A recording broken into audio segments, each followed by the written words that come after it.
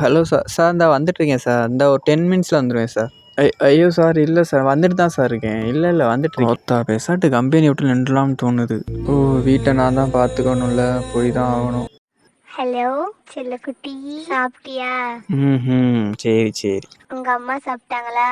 இல்ல இல்ல, என் அத்தை சாப்பிட்டாங்களா? ஆத்தா இவ வேற. எங்க இருக்க? வீட்ல இருக்கியா? என் ஹார்ட்ல தானடா நீ இருக்க.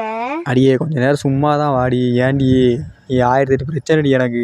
அங்கே மேனேஜர் தொலை தாங்க முடியல. வீட்டுக்கு போனால் இங்கே ஒரு பிரச்சனை, இஎம்ஐ கட்டணும், அது இதுன்னு. நீ வேற ஏன்டி உயிரை போட்டு வாங்கிட்டு இருக்க? எப்படியும் அவனை 2 வாரத்தை கழட்டி தானே விட போற. அப்புறம் என்ன, இப்பயே கழட்டி விட்டுரு. பாவம் ஏமாந்துட்டு இருக்க போறான். இப்படின்னு சொல்லணும்னு ஆசையாக தான் இருக்குது. ஆனால் எதுக்கு, வேணாம், நம்ம அமைதியாகவே போயிடுவோம். ப்ரோ, ஏர்பட்ஸ் இருக்கா? நன்றி தலைவா. மேகத்தை இழுத்து போர்வையாய் விரித்து வானத்தில் உறங்கிட ஆசையடி. இந்த மாதிரி வாழ்க்கையும் அட்ஜஸ்ட் பண்ணிட்டு போங்க ப்ரோ, அவ்வளோதான். என்ன பண்ணுறது, நம்ம வாழ்க்கை அப்படி. முள்ளுக்குள் எரிந்தது காதலடி.